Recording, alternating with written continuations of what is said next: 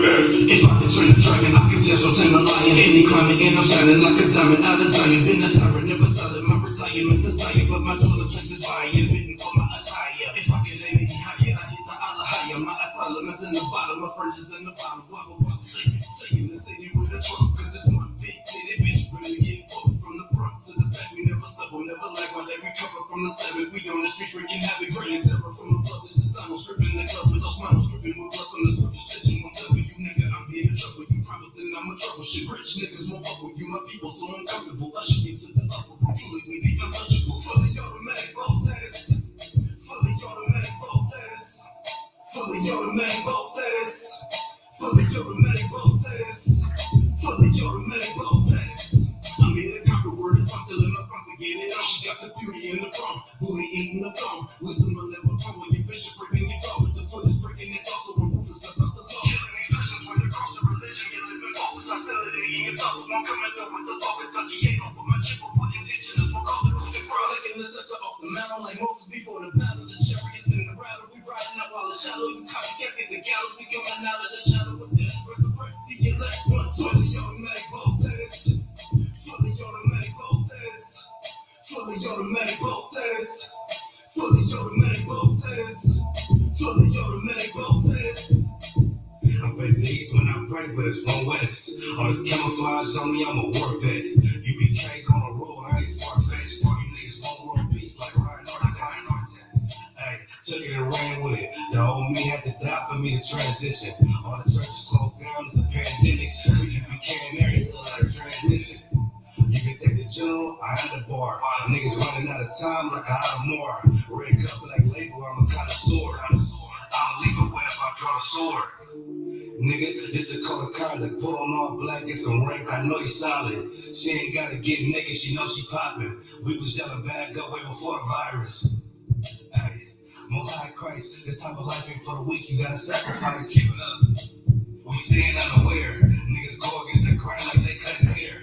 But I'm a priest and prophet, I gotta teach. You might not get to see me 7 days out the week. You got questions, we got breakdowns. You BK about to spread like a breakout. Refuge, this is safe house. Not too many take this road, but it's the safe route. Battle like our fathers, let it play out. Fully automatic ball status. Fully automatic ball status. Fully automatic ball status. Fully automatic ball status. Fully automatic ball status.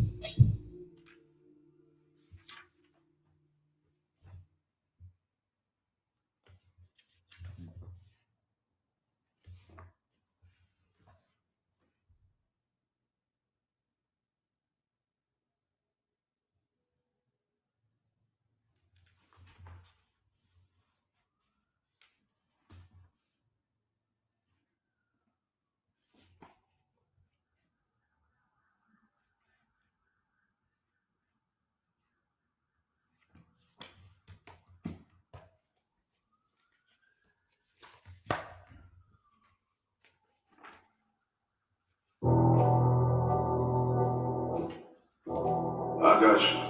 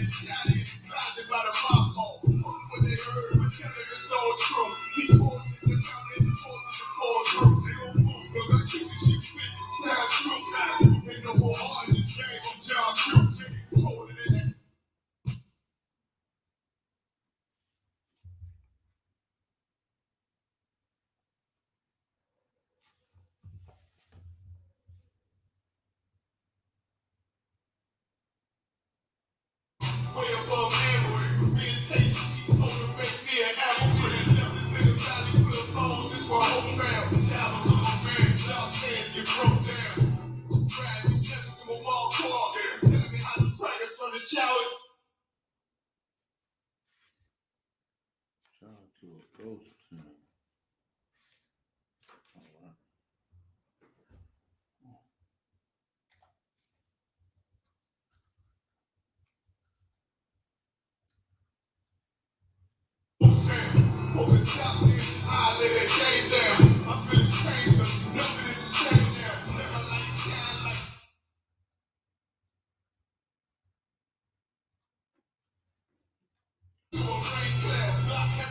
All right.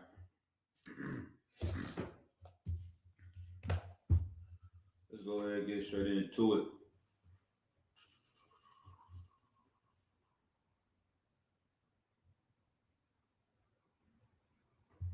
All right. Shalom, Israel. We are the Israelite School of Universal and Practical Knowledge, started out of 1 West 125th Street, Harlem, New York, under Commanding General Yohana, and Precinct Officer 5000, Kassar Pakad. This is the Wednesday night law class for ISUPK Northern California. Tonight, we're going to go ahead and get into the topic. The Lord destroyed Egypt and their gods with plagues. We are in the middle of the Feast of Unleavened Bread. Just got back from Passover. It was a glorious event. It was excellent to see all the brothers from all over the world, all over the states here in America, the Caribbean islands, the brothers from the UPK. It's like from the UK. They're from the UPK, but they're from the UK. Shout out to all them brothers, man. It was definitely an amazing event. It's just a little bit of the kingdom here in our hell and our captivity that we get to experience, while we wait for our King to return and to destroy this place for all the evil and wickedness that it has done. And this is modern day Babylon and Egypt. This is that place that we were prophesied to go into. And this is the place that our Lord is going to come in and deliver us. All right, let me see. Let me get this precept.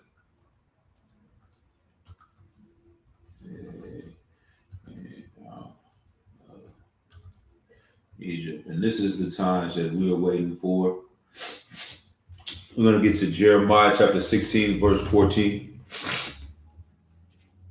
Jeremiah chapter 16 and verse 14. We're going to run through this class real quick. Probably be about an hour-long class, so bear with me, Israel. Let's see what we got going. If you have any questions, go ahead, type them in the chat. The first precept, what we say, Jeremiah chapter 16 and verse 14. Let's go ahead and get it. Therefore, behold, the days come, saith the Lord, that it shall no more be said, the Lord liveth, that brought up the children of Israel out of the land of Egypt.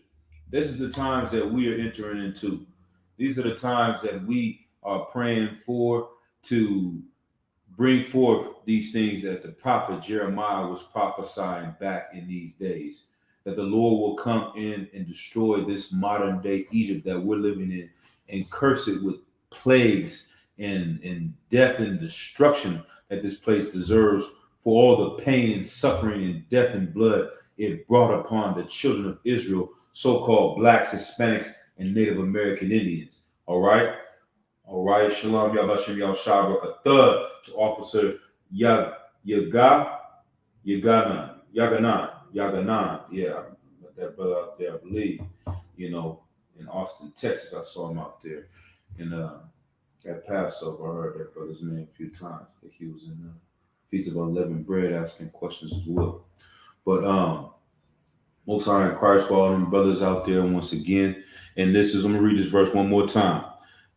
Jeremiah chapter 16, verse 14. Therefore, behold, the days come, saith the Lord, that it shall no more be said, the Lord liveth, that brought up the children of Yasharallah out of the land of Egypt. This was the most important thing and event that happened to the children of Israel as a nation. When we got brought out of Egypt, because Egypt it's almost hard to comprehend how great of a nation Egypt was at this time. But when you think about how America was in the 1800s, really wasn't a lot going on here. People living in log cabins, horses, not too much technology in the 1700s, just plain life, farm life, like majority of people live all over the world. Now you got to go back thousands of years before that. In Egypt, they got the pyramids being built up.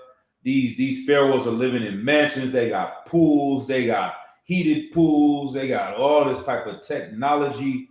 You know what I mean? Chariots. They riding on chariots when everyone else in the world is just living a little bit above caveman style. You know what I mean? Farmers living plain lives, hunter gatherers. They weren't living these extravagant lives. You come into Egypt and it's looking like New York City to you from living a small farmer's lifestyle. You got people, roads, you got this, water, you know, irrigation, all these different type of things. It would just look like a modern city. Like here, we live in the Bay Area, right? In the San Francisco Bay Area right now, they have self-driving cars. And the cars are driving around San Francisco and there's nobody driving and people hopping in the back seat and getting right around. When people come from out of town, from different states, from Florida, from Texas, well, maybe not from Texas, I think they got some of them out there too, but they coming from these different states that don't have this technology going on right now, they're shocked. They're like, this is crazy. They stop, look, you know, but it becomes normal to us. That's the feeling you would get going into ancient Egypt if you weren't living in a place like this. And so all this technology, all this military might, for someone to stop this nation from being in charge, it was a very big thing. So that's the claim to fame the children of Israel had. Verse 15, but the Lord liveth that brought up the children of Israel from the land of the north. The same God that was there back then is the same God watching you suffer in hell right here in Compton, California, right here in Oakland, California, right here in Richmond, California, right there in Detroit, Michigan, in Chicago, Illinois. It's the same God that liveth back then is the God that's alive right now. And from all the lands whither he had driven them, and I will bring them again into their land that I gave unto their fathers, right? And so we will be brought back into our homeland, and they will no longer say we were the people that were brought up out of Egypt. They'll say we were the people that were brought up out of America, the place that had the stealth bomb, the place that had the nuclear bombs, the place that had all this technology and all this great weaponry.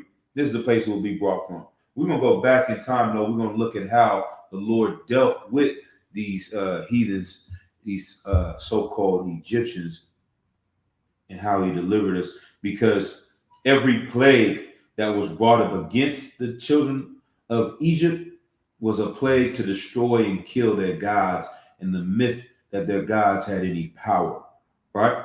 Let's go to Numbers chapter 33 and verse 3, right? Once again, if y'all have any questions, feel free, type them in the chat. Any comments on topic or off topic, we'll get into it, right?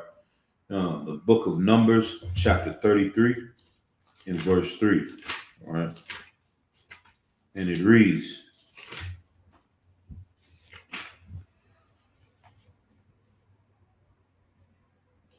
let's start at verse 1, all right? These are the journeys of the children of Israel, which went forth out of the land of Egypt with their armies under the hand of Moses and Aaron. And Moses wrote their goings out according to their journeys by the commandment of the Lord. And these are their journeys according to their goings out. And they departed from Ramses in the first month, on the 15th day of the first month, on the morrow after the Passover. The children of Israel went out with an high hand in the sight of all the Egyptians, right? And so this is the time that we're getting into right now, the Feast of Unleavened Bread. When you have the Passover night was the night that the angel of death came and killed all the firstborn of the children of Egypt and plagued them with death. And after that, we packed up our bags and got the hell out of there, man. We had to, what they say, we had to do it moving, as people in the Bay used to say. So we had to get out of there. And when we're getting out of there, you know we're not having any time to make leavened bread. This is why this is the Feast of Unleavened Bread, for these days and this time that we were moving exiting out of Egypt. Hence the name, the Exodus, right? Verse 4, for the Egyptians buried all their firstborns, which the Lord had smitten among them upon their gods. Also, the Lord executed judgments. So this is the plagues that are being brought against these so-called Egyptians. And these plagues were not only to destroy and kill these people, their morale, to kill their livestock, to kill their economy, to kill everything that made them great. Specifically, the thing is, it's just like America. Think about it. The people here in America think America is right. So if America is right because it has wealth, because it has power, because it has, weaponry and military might, then God must be with America. And if God must be with America and you want to be like America, you're going to want to worship the God that America worships. It's the same thing. And that's why you love white Jesus. That's why you fall into the Christian church. That's why you have a prosperity gospel. Because what is America about? Prosperity. America is about joining all nations together, loving everybody. So that's the type of God you want to serve. That's the type of spirit you want to have. And this is what we do in this place. Everyone wants to follow the God of America because they believe that's what made it powerful. And that's how they felt in ancient Egypt. If they telling you this bull is what's making them rich, you superstitious and you a dumb Negro, you a dumb Latino, you're going to say, okay, well, let me get a bull calf. It must work because they got what I don't have. I'm just a slave. I don't have any food to eat. I don't have any water to drink. I don't have any house of my own. I don't have anything to call my own. So I'm wishing and hoping and praying on this bull to give me the same things he gave to this powerful Egyptian. Well, the Lord had to destroy that in your mind. The Lord had to show you that there is no power with white Jesus. That's what he's going to have to do. There is no power with all nations coming together. There is no goddamn power with you loving your oppressor and being a goddamn rainbow person like these people want you to be. That's where all the power is here in America. Now, there ain't no power in that. There's death in that. There's destruction in that. And we're going to destroy that in your mind by showing you this place is going to fall because they love those type of things, right? Let's drop that. Let's go to Zechariah chapter 14. Let's start at verse 14. All right. And this is such an amazing time to be around. What's the name of that album? What a Time to Be Alive. What a time to be alive, Akim and Akwatin. This is a glorious time to be alive. Every day you wake up, the news is like bringing this Bible to life. It's bringing to the words that Commander Jerry Yohana has been teaching, the words that the men that founded and started the Israelite School of Universal Practical Knowledge is bringing all their words to life. This is a glorious time to be alive. And this is an honor that we should not take lightly. This is a time for us to rededicate ourselves after the Passover, get our zeal back in line, get our brotherhood back on point, man. Don't forget about brotherhood. Brotherhood is love for your people and your nation, love for your brothers, and love is a sacrifice. That's what it is. You have to sacrifice for your brothers. You can't have love for someone and all it is you feeling good about yourself, doing things for yourself. Love hurts. It hurts to give. It hurts to give love to your brothers. That's what it's going to be. It hurts to give love to these sisters. It hurts to give love to your family. It hurts to give love to your people. And it's a glorious thing to receive that love back, man. And that's what we have to do. And that's what brotherhood is about. So let's rededicate ourselves to brotherhood. Let's rededicate ourselves to the sisterhood for the sisters out here. Let's rededicate ourselves to our nation of people and living and showing that example that was put down in this Bible so that our king can hurry up and return and say, you know what? These are people that deserve to be free from underneath these devils, man. These are a nation of people that deserve to see their enemies be punished for the crimes that they committed. All right. Zechariah chapter 14 and verse 14. All right. And Judah also shall fight at Jerusalem, and the wealth of all the heathen round about shall be gathered together, gold and silver and apparel in great abundance. This thing that you've given up your life for, killing and dying, selling dope, sisters out here prostituting their body,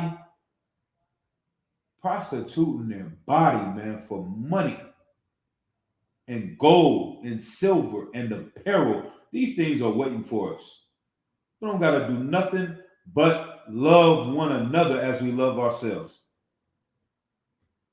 It sounds crazy.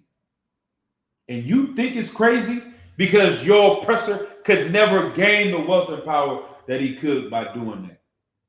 He gains his power by stealing, killing, raping, robbing, all the evil iniquities that you can think of, backstabbing, conniving. Those are the things that your oppressor has done to gain power in the earth. So you feel like you need to do these things to gain power in the earth when it's the exact opposite. You have to stop killing to gain power. You have to stop selling drugs to gain power. You have to stop being a whore and pimping and doing all these things and pandering. You have to stop scamming. You have to stop, every dirt that you do in this nation. You have to stop doing that because it's not our way out. That's their way to the top. And our way to the top is destroying them through righteousness. All right.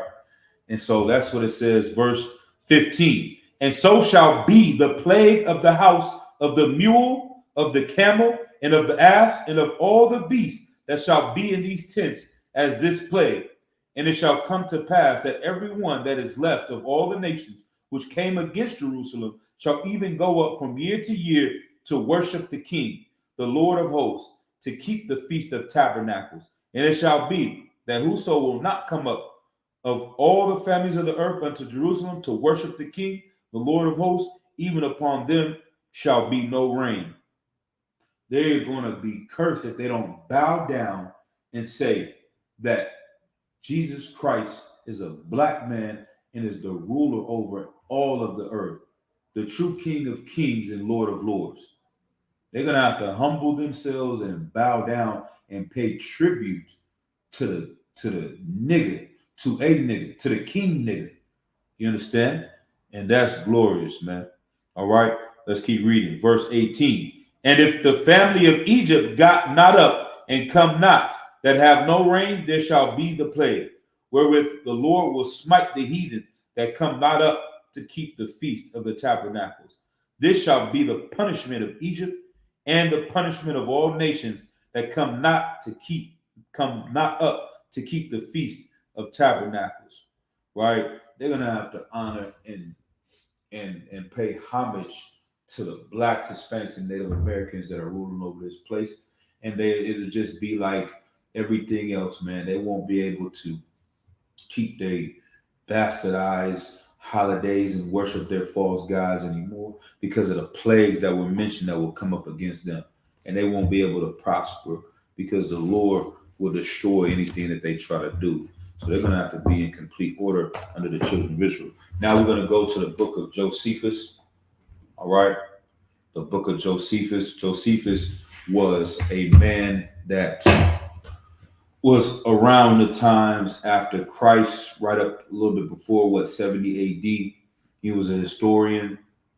He also was a military leader that fought against the Roman Empire. And when those things didn't work out, Josephus was captured by the Romans and brought back to their, headquarters somewhere, I believe in the ancient city of Rome as well, or the center of the Roman Empire, where Caesar and all of them were living at. And he wrote down the history of the children of Israel and broke it down and gave, the accounts of the firsthand stories that have been passed down of what it was like. So it's like you're reading the Bible and you're seeing the accounts of what happened according to the prophets. Now, Josephus was not a prophet of God. He was just explaining in more detail, a little bit more detail, the stories that he heard about what happened in these days. And so we can use this and match it up with the Bible and give you a little bit more descriptions to bring these stories to life to see what was really going on. It's kind of like if these movies that you watch on TV about the Bible were really accurate, and you see a story about Moses, they're not gonna average movie you see is not gonna word for word, line for line say every word that came out of the Bible and speak it into life. They're going to add words in that Moses was saying in this conversation to bring the story to life. It's kind of like if you watch that TV show BMF. The beginning of the TV show BMF, they say this story is based on a lot of factual events, but it's also been dramatized to, bring things to life of these stories that happen. That's what Josephus is like, right? So Josephus, this is book number 2, chapter 14, and I guess the first verse you want to call it. But when the king despised the words of Moses and had no regard at all to them, grievous plague seized the Egyptians, every one which I will describe, both because no such plagues did ever happen to any other nation as the Egyptians now felt, and because I would demonstrate that Moses did not fail in any one thing that he foretold them, and because it is for the good of mankind that they may learn this caution. Good night. Y'all better learn this caution, America. You better learn this caution, China. You better learn this caution, India. You better learn this caution, Pakistan, that messing with Black, Hispanics, and Native American Indians is not good for your health. You barking up the wrong tree. You might want to rethink these things. You might not want to come to America and take a dump. I want to say another word. You may not want to come and take a SHIT on the Lord's chosen people because you feel superior to them, because you see us suffering in this place on drugs, because you see us going and getting incarcerated. You see us out here bipping and having sideshows and living like we are a chicken with our head cut off. You better have some type of compassion for these people, understanding why we're in the conditions we are in, because 400 years of living like animals, you'd be surprised that we're not worse off than you would think. Like the fact that Blacks, Hispanics, and Native American Indians are not running around literally shooting and killing every goddamn body, because the ones that are doing it is a small minority. They make it seem like the majority of our people are a bunch of just criminals, whores. All these things are myths that they promote. They glorify it. Yeah, we have a higher amount in our community than other communities, but it's not the majority, man. And it really should be a whole lot worse. And that shows you the resilience that we have as a nation of people. But I digress. Like, you shouldn't come to this place and think that you are such a better nation of people and that we are such an evil nation of people, instead of seeing the context of why the way we are. And you should learn this history and this cautionary tale of what happened to the Egyptians for how they treated us at this time, right? We're going to do a lot of reading through Josephus. Let's keep going. Not to do anything that may please God, lest he be provoked to wrath and avenge their iniquities upon them. For the Egyptian river ran with bloody water at the command of the Most High, insomuch that it could not be drunk, and they had no other spring of water neither.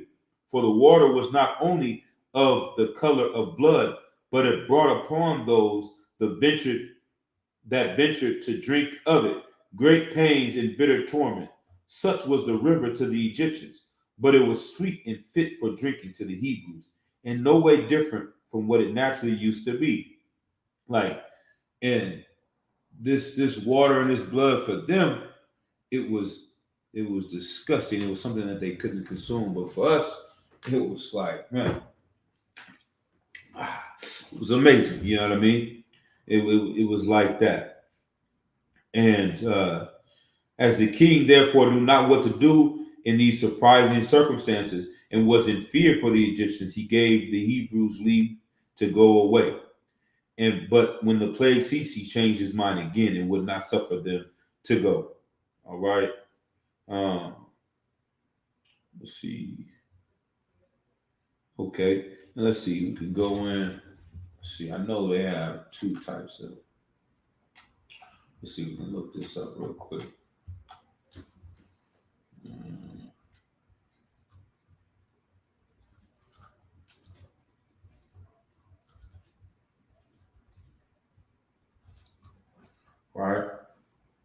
So you got the god of the Nile was known as Hapi or Happy and was the powerful Egyptian god who personified the blessing of the annual floods of the Nile River. And so the Egyptians had a god for everything, and some of these gods were so important. Everyone knows the importance of the Nile River to the Egyptian people. This is what was one of the main sources of the power of the ancient Egyptian people. And you can see right here, Happy or Happy, one of the gods that was powerful Egyptian god. And so when the Lord plagued the river, he's also killing in their mind the importance of this God and that he is not powerful more than the God of the children of Israel. And all of these gods, we only have one God. Ain't that some gangster? Ain't that some gangster ish right there, man? You got 1,000 guys. We got one guy, and he's coming through terrorizing your guys. That's America right now. You have a God of money. How much money, trillions of dollars, does America have? When this economy is destroyed, that should kill that power in your mind. Like, you're going to have to imagine, like, brothers stay with, what is that called? They stay with money blocks to their ear, talking to the money, cash money, throwing it on the floor, throwing it up in the air. And when that money doesn't have value anymore, your God doesn't have value anymore, who are you going to turn to? When you go to the store and you can't buy a loaf of bread with $500,000 because the inflation of the money has gone up so much, you are going to turn to the Lord and cry to him and ask him for help.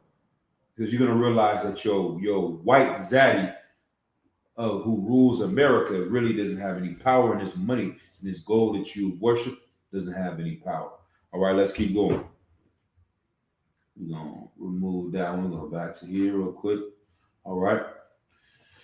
Let's keep going. Verse 2. But when God saw that he was ungrateful and upon the ceasing of this calamity would not grow wiser, he sent another plague upon the Egyptians.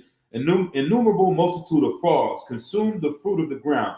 The river was also full of them, insomuch that those who drew water had it spoiled by the blood of these animals, as they died in and were destroyed by the water. And the country was full of filthy slime, as they were born and as they died. They also spoiled their vessels and their houses, which they used, and were found among what they eat and what they drank, and came in great numbers upon their beds. Like, can you just imagine just the ground everywhere you walk? The water's filled. It's so much of them in the water, they dying because there ain't no room in the water because there's so many frogs that are plaguing this water. And you will go open your pie. Like, you ever lived in some place that's been infested by roaches? And then you see some of them places that are like ultra infested. You understand? Like, let's see if we can get a video of that real quick. Let me see. See if something comes up. Yeah, let's see something like that. See if that can come up. See how it looks, man. You don't even want to look at nothing like that too long. But this can come up.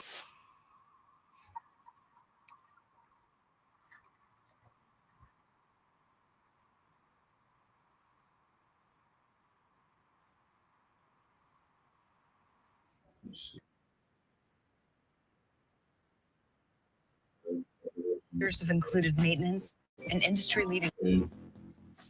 They come up from behind there. Yeah. And around the borderlines of here, and like this where my canned goods. That's they. Oh yeah. This is definitely the German cockroach. You can kind of see him running around up there. German cockroach. It's got to be the worst of all the cockroaches. This is just. I should have him running. One of them that really. Oh my God! Look at. Like, and it's disgusting. disgusting. About cover. This is Yes, this sir. isn't even. See what we got. We can get one. It's a little bit smaller, but same problem. These people still living in these houses. They still get stuff, man. Oh, what's they got that? Yeah, rat temple in India. How about something like this right here? This might kind of give kind of a At vibe. first glance, welcome to the Rat Temple. We consider the rats as a form of the goddess. We worship them. The same thing. He's been always doing. Jatudin is a priest of the Karni Mata temple in the village of Deshnok Way near worse. Bekaner. They can still live. It's his job to look after the We're rats. seeing so many But he rats doesn't just serve them. to He also drinks, someone like eats, that. and sleeps with them. Jatudin believes That's the they are his right ancestors, reborn as rats. Some are my fathers, my grandfathers. My whole family is here. That's everywhere. When they die, they're born as rats.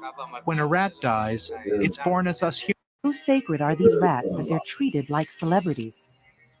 The hell are they talking about? Every Are harmless. Rats everywhere. but outside You this got to temple, times this would it by 1,000 with frogs and dead frogs and slime.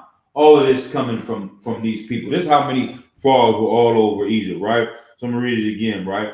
In the middle of the verse 2 from the book of Josephus. An innumerable multitude of frogs consumed the fruit of the ground. The river was also full of them, insomuch that those who drew water had it spoiled by the blood of these animals, and as they died in and were destroyed by the water.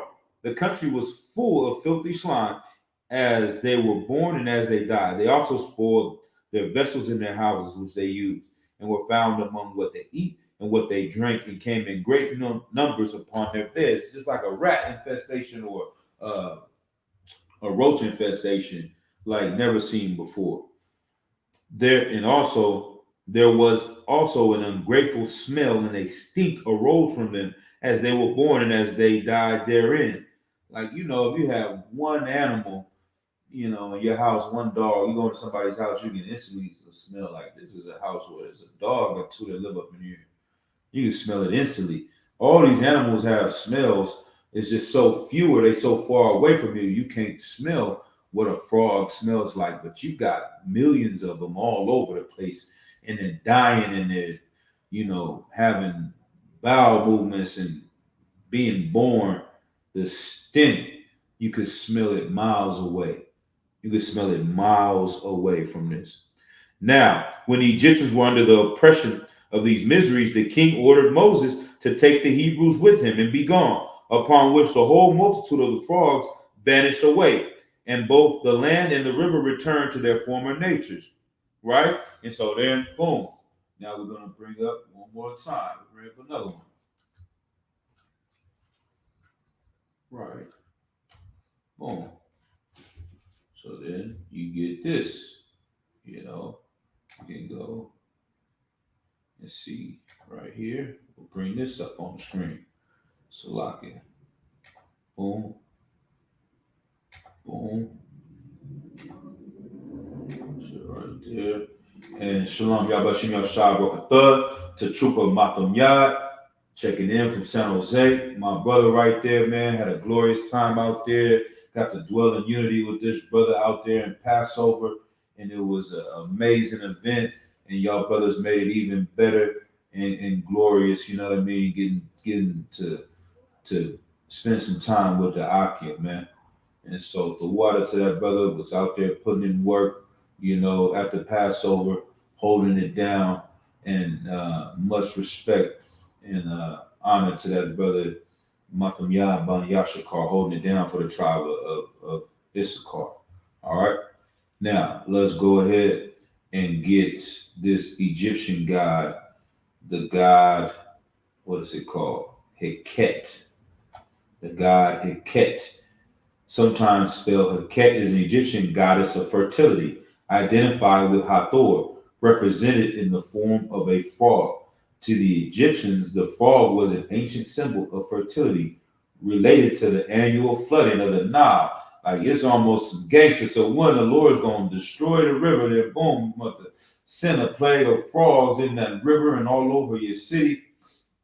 And you think this is a God of fertility, the Lord's going to multiply these frogs so much that you're going to want to hate frogs. Like, if you ever lived in the hood and you ever been in a house that had roaches, you hate roaches with a passion. You see roaches and it's like you want to set them on fire, you want to smash them, you want to put raid, you want to bomb them, smoke them out, whatever you can do to roaches because you've been plagued with roaches. You understand? Imagine how you feel about frogs after being plagued with frogs, right? Let's keep going. Exit that one out. Go back. Boom.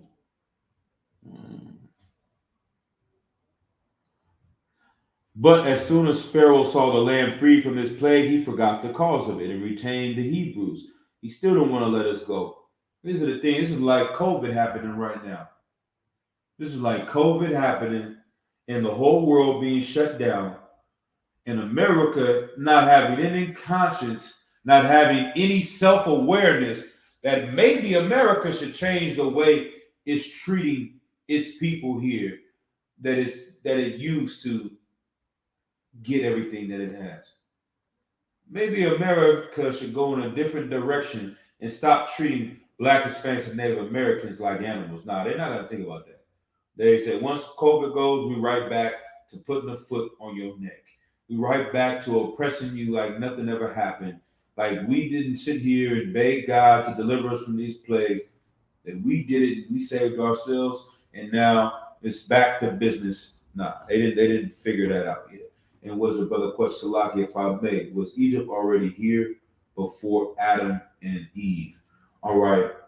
Before Adam and Eve, the world was operating at a lower state. So the land of Egypt, obviously has been around where people built up and living like the Egypt that we know, ancient Egypt at that time. They did not have the knowledge that they learned. They had to get this from Adam to bring them up from being like at a lower state, just walking around, dragging their knuckles, you understand? And the children of Egypt that really developed were the children of Ham. That's where we get from Moses. You had Moses' 3 sons, Ham, Shem, and Japheth, and the ancient Chemetians, as they call them, come from Ham, and those things were after the flood, right? Also, if I can get a definition of Egypt, looked it up, but it has different meanings. So Egypt, I believe the land of Kemet. What do they say Kemet means? It's a lot of different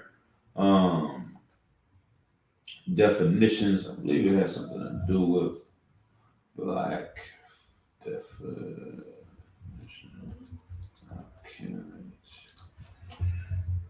Black land, right? The Egyptians called their country Kemet, literally the black land, meant black in ancient Egypt. The name derived from the color of the rich and fertile black soil, which was due to the annually occurring Nile inundation. So that's where the land Kemet comes from, ancient Egypt.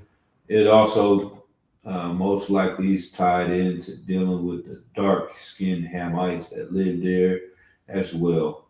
You know, and as far as the definition of Egypt, Egypt is just a modern word they use to call the land of Kemet, which they actually called themselves, or the land of Matazarian, as we would call it in the ancient Hebrew.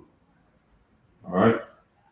Hopefully that answers your question a little bit. If it's not so, you need some more clarity, go ahead and type in the chat.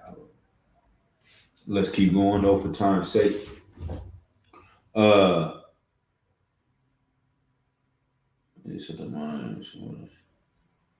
He forgot the cause of it and retained the Hebrews as though he had in mind to try the nature of more such judgments.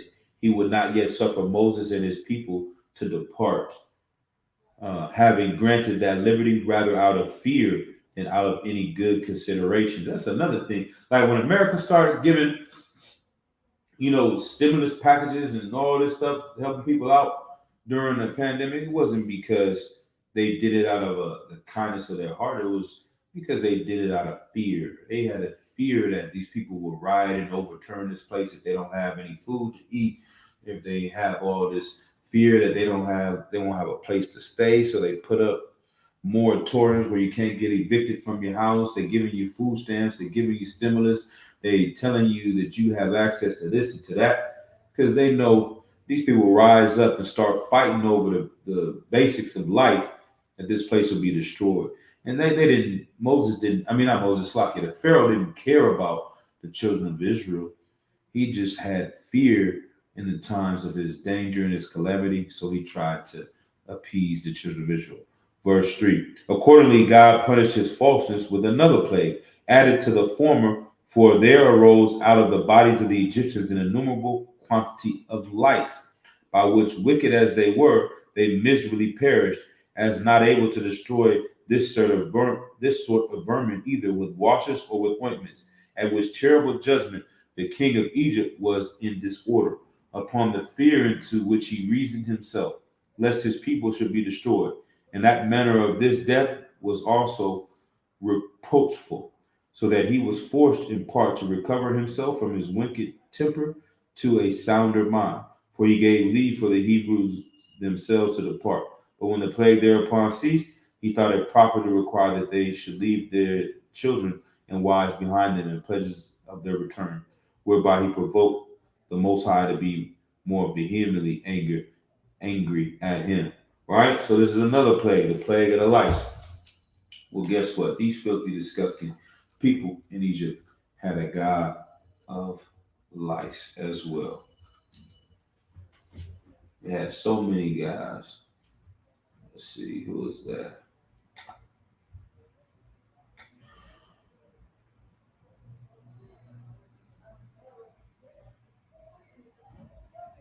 Let's see. I think it was Heget.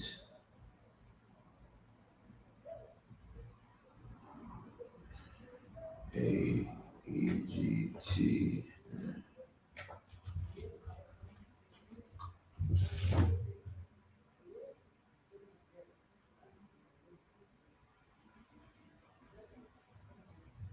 Let's see. Blah, blah, blah.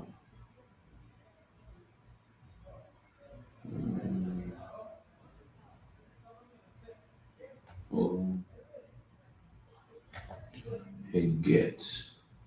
Let's see that one.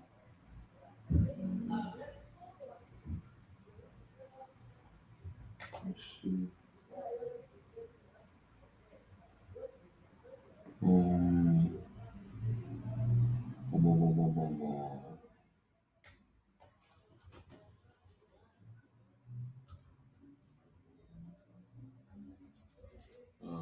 For time's sake, it doesn't come up. Yeah, there we go. Well, we always hear the famous images of Geb from Captain Tazariak and his battles with Kemet. They don't never want to talk about Geb and why he's sitting there with a rod in his mouth looking disgusting. Is because these people right here, I don't want to see, get a bigger image of it. We do it like that. Maybe we do it like that. Okay. Geb was the god of the earth. The lights were made of the dust that arose when Aaron stuck his staff against the earth. So this would have fallen in Geb's jurisdiction. This is the last time Aaron's staff is used, and the first time magicians could not match the plague. And so all these lights that were coming out is going against the god Geb. Let's bring it back. Let's keep on going.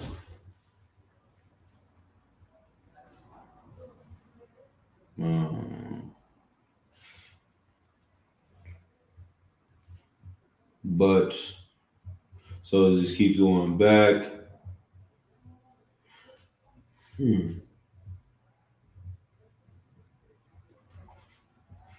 So the verse 4 will drop down. We're in the book of Josephus, book 2, chapter 14, and verse 4. But when Pharaoh did not even then yield to the will of the Most High, but while he gave leave to the husbands to take their wives with them, yet insisted that the children should be left behind. God, the Most High, presently resolved to punish his wickedness with several sorts of calamities, and those who then foregoing which yet had so generally afflicted them, for their bodies had terrible boils, breaking forth with blains, while they were already inwardly consumed. And a great part of the Egyptians perished in this manner. But when the king was not brought to reason by this plague, hail was sent down from heaven, and such hail it was as the climate of Egypt had never suffered before, nor was it like that which falls in other climates in wintertime, but was larger than that which falls in the middle of spring to those that dwell in the northern and northwestern regions. This hail broke down their bowls laden with fruit. After this, a tribe of locusts consumed the seed, which was not hurt by the hail. So boom, the hail's coming down so hard out of the sky, it's destroying all the fruit, knocking the apples and the oranges out the trees, destroying them, breaking them to pieces. Then after that, whatever's left of the the fruit is destroyed by the locusts, or the seed that was supposed to be grown, that was not hurt by the hail. The Egyptians lost that, and so to the Egyptians, all hopes of the future fruits of the ground were entirely lost. So you got one God of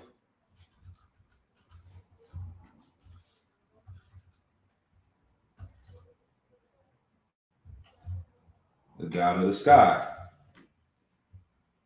You see that real quick? I'll bring that up. Horus, since Horus was said to be the sky, he was considered to also contain the sun and moon. Egyptians believed that the sun was his right eye and the moon his left eye, and that they traversed the sky when a falcon flew it across. Like they believe Horus is the entire sky, and that's what they were worshiping. Well, guess what? Now out of the sky is coming this plague of hail, destroying the earth. Let's keep going. To 5, where we at for time? Got about 10 more minutes. One would think the aforementioned calamities might have been sufficient for one that was only foolish without wickedness, to make him wise and to make him sensible what was for his advantage. But Pharaoh led not so much by his folly as by his wickedness. Even when he saw the cause of his miseries, he still contested with God and willfully deserted the cause of virtue. So he bid Moses to take the Hebrews away with their wives and children, but to leave their cattle behind, since their own cattle were destroyed. But when Moses said that what he desired was unjust, since they were obliged to offer sacrifices to the Most High of those cattle, in the time being prolonged on his account, a thick darkness without the least light spread itself over the Egyptians. So once again, like, they're not seeing a correlation between the plagues that are happening. They're not really understanding it. They say, okay, yeah, this is probably going on, but when it goes away, yeah, bring them niggas back here, man. We're not gonna let them go. They changing their mind about how they're gonna treat us. That is a perfect example of America. America is the very same way.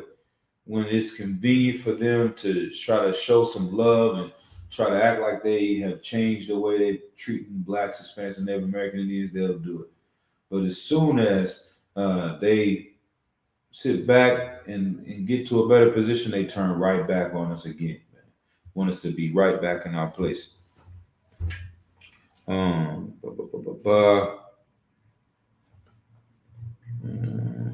And this is talking about when they cut out the lightness and they weren't able to see. And the time being prolonged on this account, a thick darkness without the least light spread itself over the Egyptians, whereby their sight being obstructed and their breathing hindered by the thickness of the air, they died miserably and under a terror lest they should be swallowed up by the dark cloud. Like, it's such a darkness, and it's just the air, they can't even breathe in this darkness in this air. That attack was on the sun god, which was, what is it, Ra, the Egyptian god of the sun, which is Ra. Once again, show you Ra. Everybody's heard about Ra. Was the king of the deities and the father of all creation. He was the patron of the sun, heaven, king worship, power, and light. Well, the Lord destroyed Ra because you can call upon Ra all you want. You can pray and bow down and do whatever type of weird Egyptian voodoo you want to do, and it's not going to help you because the God of the children of Israel destroyed your God, Ra. You'd have built temples to him and spent your whole life giving to Ra, and Ra didn't do a goddamn thing for you when you really needed him. Let's see. Besides this, when the darkness after 3 days and as many nights was dissipated, and when Pharaoh did not still repent and let the Hebrews go, Moses came to him and said, "How long wilt thou be disobedient to the command of the Most High? For he enjoins thee to let the Hebrews go, nor is there any other way of being freed from the calamities you are under, unless you do so." But the king was angry at what he said, and threatened to cut off his head if they came any more to trouble him about these matters. Hereupon Moses said he would not speak to him any more about them, for that he himself, together with the principal men among the Egyptians, should desire the Hebrews to go away. So when Moses had said this, he went his way. And so he's trying to figure out how long is he going to go against the children of Israel and then not really stand on what the Lord wants him to do. And this is another example, right? Let's keep going. Verse 6, but when God had signified that with one more plague he would compel the Egyptians to let the Hebrews go, he commanded Moses to tell the people that they should have a sacrifice ready, and that they should prepare themselves on the 10th day of the month Xanthicus against the 14th, which month is called by the Egyptians Pharmuth, and Nisan by the Hebrews, but the Macedonians call it Xanthicus, and that he should carry away the Hebrews with all they had. Accordingly, he having got Hebrews ready for their departure, having sorted the people into tribes, he kept them together in one place. But when the 14th day was come, and all were ready to depart, they offered the sacrifice and purified their houses with the blood, using bunches of hyssop for that purpose. And when they had supped, they burnt the remainder of the flesh as just ready to depart. You know, they had this big grill off. That's what they doing. They grilling all this food. After the glorious events that occurred to destroy this place.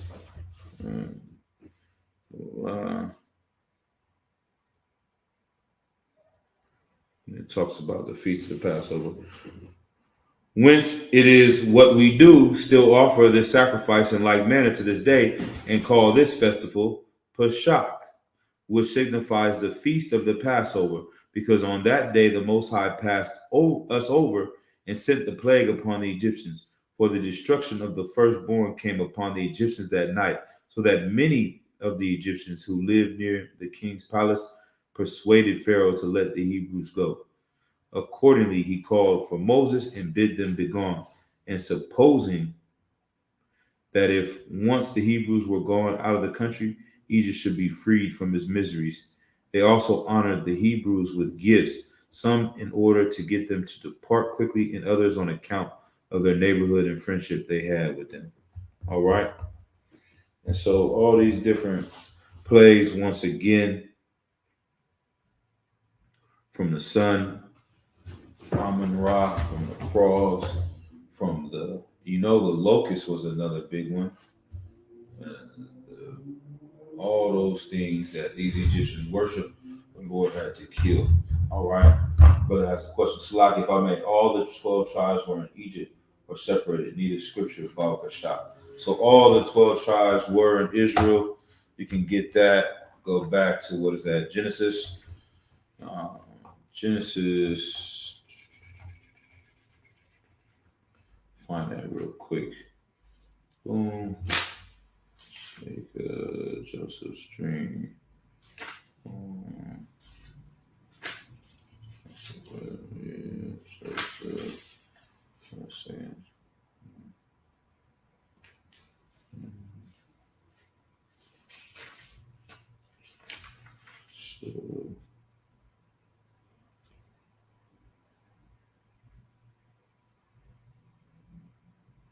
I guess I can find it quickly. Here it goes. Yeah.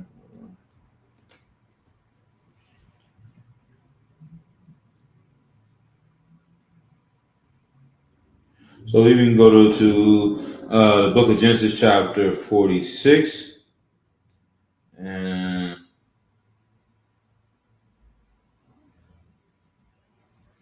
I guess you can go. As you can go to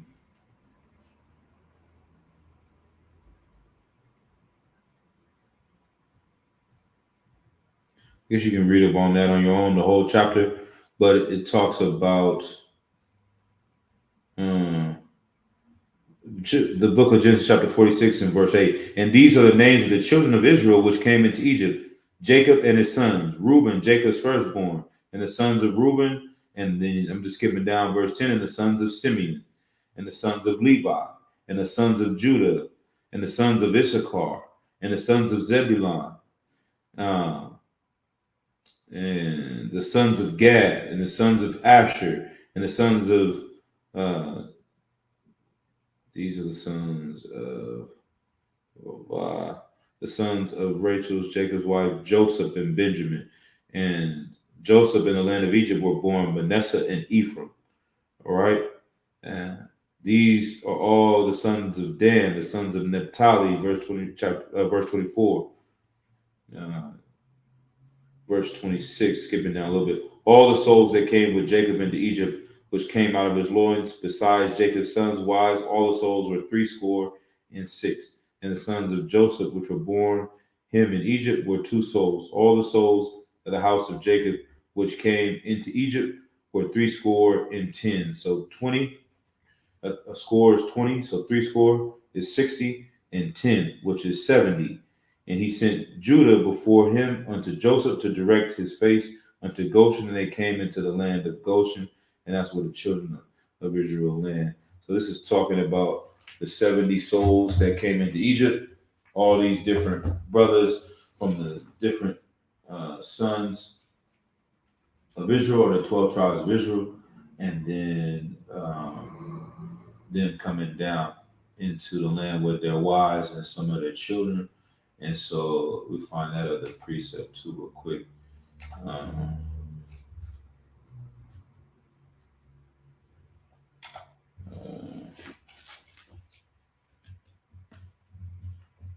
Where's that?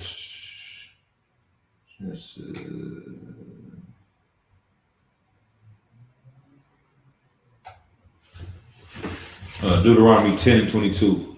And we'll go out of here real quick and get back. 10.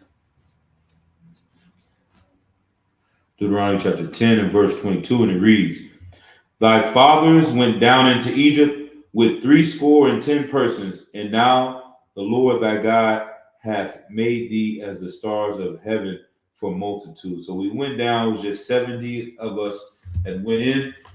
We came out an entire nation of people. We had grown into a nation of people. And that's because we're doing what Black, Hispanics, and Native American Indians do. And this is one of the big issues of how we ended up in the captivity. You can find that in Exodus in the first chapter too. Let's go to Exodus chapter 1 real quick.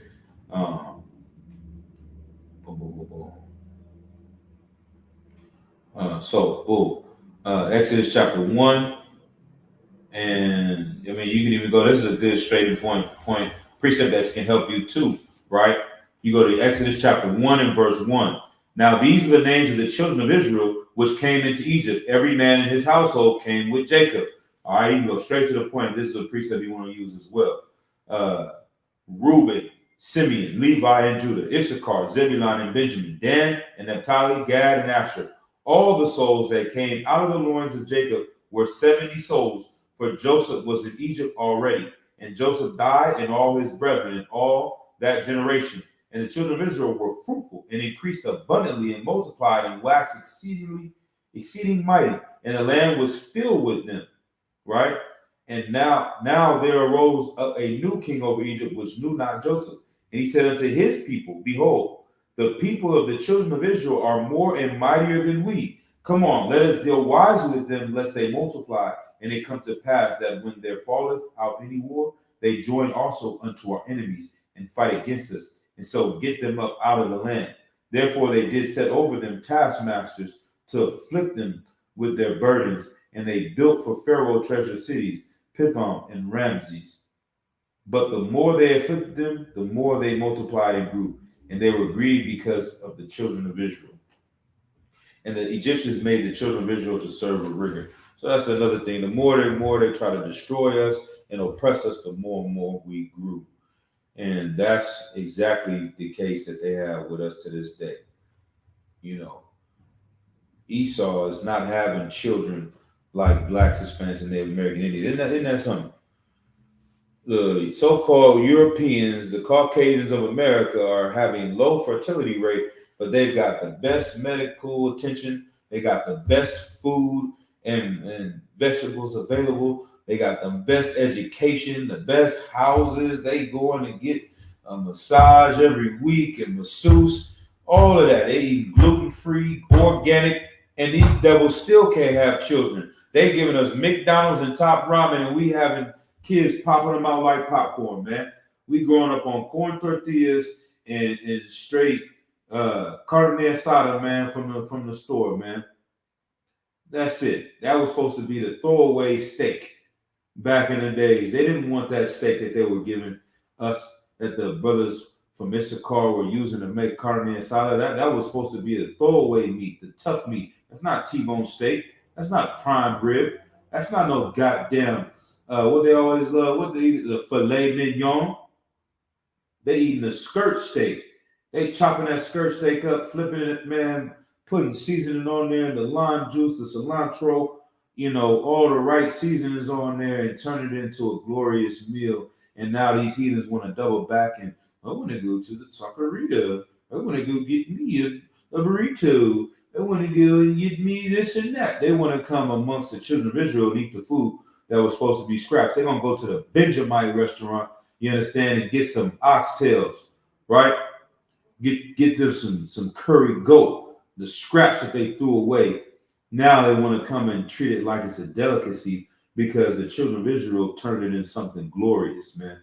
These things that they've thrown away. I wouldn't be surprised if anywhere down the line you go to a goddamn Michelin star restaurant, they're going to be up in there serving top ramen, trying to make spreads like the brothers in jail do and serve it off to you for $300 a goddamn plate. Mark my words, man, they're going to be doing something just like that. The same spread the brothers in the penitentiary is making, they're going to be making it in some Michelin star restaurant, trying to pass it off to you like it's some glorious thing when these are the things that we had in our suffering and our calamity. That's what was happening.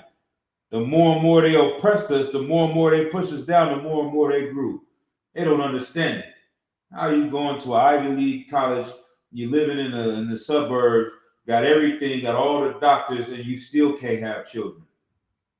You giving these sisters in the hood top ramen and Kool-Aid, and we producing all the children, right? This is why they wanted to put us into these chains, right? Where we at? We at 8:30. We're gonna go ahead and cut it right there. We can pick it up back up tomorrow. We're gonna keep going through these plays a little bit, bring out some more verses on this, and just showing how the Lord destroyed these people. And as this is the time that we in right now, waiting for these events to occur. And if America had any common sense, they would pay attention and take heed to what happened when they tried to mess with the children of Israel before, because they know who we are. I was just watching some documentary with, they call him Rabbi Harry Rosenberg, I think his name. Captain Zaryak was dealing with and battling them, I believe, or going up against them when he was on South Netta's TV couple of years back. He's coming out and saying, yeah, there's these tribes in Africa that they believe are, Israelites, so-called Jews, and that the majority of people over here in America that are known as Black Americans come from the same area, and that it's no coincidence that we are having a big awakening and saying that we are the children of Israel. And what's in reality is what's really going on is that these cats over there in Africa probably remember when we were there, and they want to bite onto our culture and say that it's them.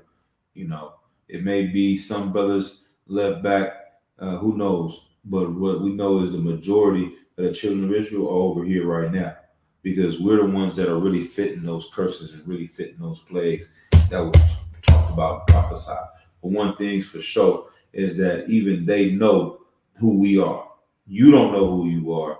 You don't believe us when we tell you, but maybe you believe the goddamn oppressor when he says it. All right, let me see if I can pull that up real quick before we leave. Let me see. Boom, boom, boom, boom, boom. I just came across this video yesterday. We'll see if it comes up. If not, we'll get back to, let me see.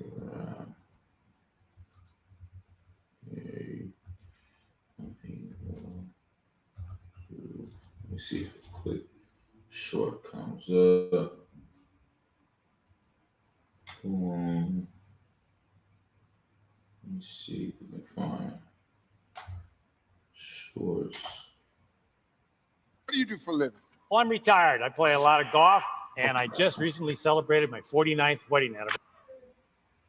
Let's see if it comes up real quick. Let me see. Blah, blah, blah, blah, blah.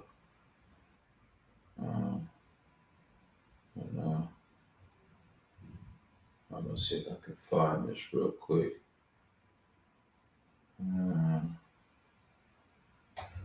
Play this one real quick. Let's see. Every month, this Airbnb pays me in semi-passive income. Now, here's the thing. I don't own it. Another area in Africa you have something big happening is in Nigeria. You have the Igbo people, or Igbo, pronounced either way. There's 40 million of them. Also Christians, like I spoke about before, how that could happen to the children of Israel very easily. But also a lot of them are now coming out and converting back or adopting the rules of the Torah without all the paganism that they've been practicing for hundreds of years. There's been books written about it from scholars in Nigeria, from scholars from the Jewish people. And where it gets interesting is, in America, there was a slave trade. And a lot of the slaves, a very high percentage of them, came from Western Nigerian ports. And in America today, you see a very large movement of African Americans who say that they're the real chosen people, that they're the children of Israel, they're the Judeans. So what are they just trying to create an identity for themselves because they were slaves, or is there really something here? And the answer is most likely there is something there. And most likely maybe that they were the original Israelites, and maybe that the Jewish people today who are white, Caucasian people came in a little bit later on. We know that. Good night. Maybe nah, nigga. This book, nah, devil. This book don't got nothing to do with you, man. This book is the book for the niggas and spics, man. This is the God of the Black, Hispanics, and Native American Indians, man. And they know it. And we know it. You've always said it. It's always been in your spirit. The story doesn't match up. It doesn't line up. It doesn't even feel right for these people to be in slavery all of the time. Enslaved in Egypt, enslaved in Babylon, enslaved in the Assyrian Empire, enslaved in the Greeks and the Romans and the Medes and the Persians. All this. Come on, man. When have these oppressors really been known as slaves like that? How they can't even do the work and survive like that? And yes, I wonder if we also consider immigrants in Egypt like they do here in America. Yeah, they do. You know how the precept for that is,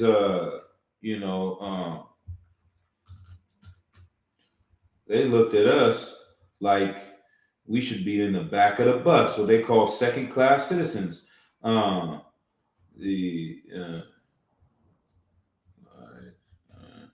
It goes back into, what's that, an Exodus, or is this a, at least, hold on. They didn't want to eat with Joseph.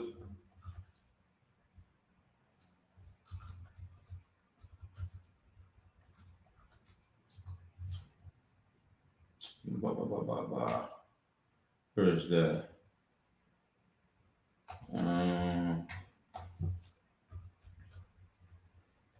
Give you the precept on that too.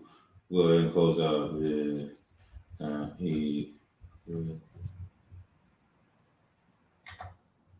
What is this? Genesis 43, 42, I believe, and maybe Genesis 46. Let's see. Genesis chapter 43. Let's go here real quick. 43 and verse 32. Blah, blah, blah, blah.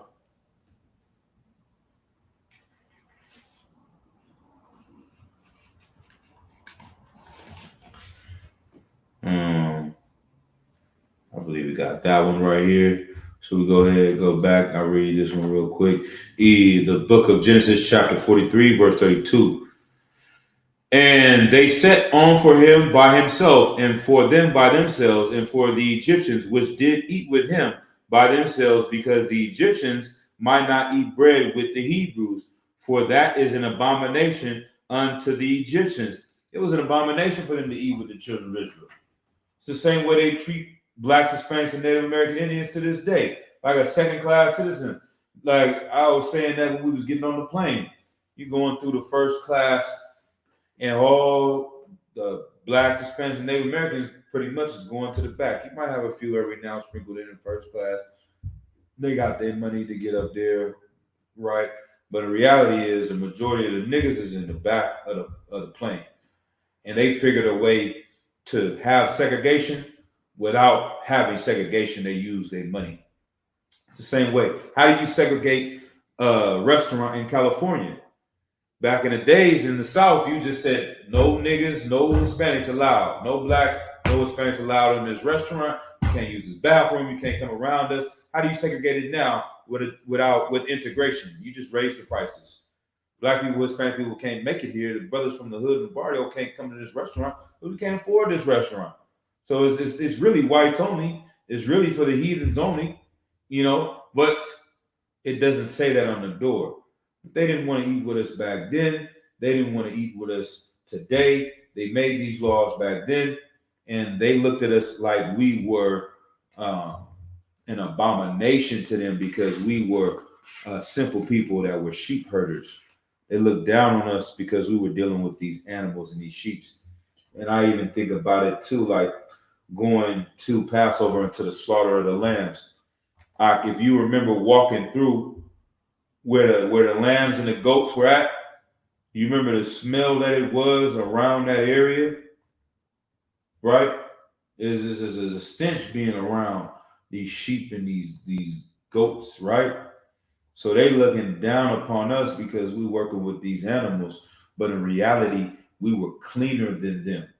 It's the same way to this day. Like, just because we work in these environments, we have a sense of cleanliness about ourselves, where you got to wash your hands, you got to take baths, you got to get clean because you're doing this work in the fields, man. It's no difference than if you go to jail or to the penitentiary with Blacks, Hispanics, and Native American Indians. These brothers in there are keeping things clean. They literally, some brothers is in there washing their clothes in the toilet bowl. But they saying if you see how clean they keep in the goddamn toilet, you can understand why they're doing this, man, because they're spotless. They're in a lower state in a cage living like animals, but we know how to maintain cleanliness even in our lowest state. And that's how it was dealing with these sheep. But to them in their mind, all they can see is just these dirty sheep, these dirty goats, these dirty people who don't want to be with them. But in reality, the ones that were supposed to be so clean were these really disgusting and nasty Egyptians, no different today. These heathens, you go to these Edomites' houses, and the house looks all clean. Let me see if the brother can answer the question. Why are these Edomites' houses so clean and so nice and so glorious? Let me see if the brother can answer that. We're going to close out the class on this one. The same way the Egyptians felt so clean and so superior to us at this time. Why are these millionaires' homes so spotless and clean and nice today?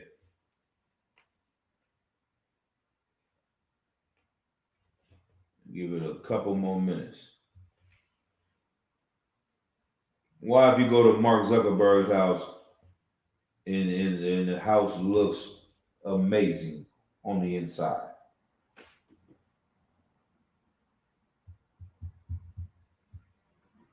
Okay. Let's see. I don't know if that's the answer to the question. Why is the heathen's house so clean? Why is it so nice where the heathens live at, where these devils live at? Is it because they're such a clean and glorious people?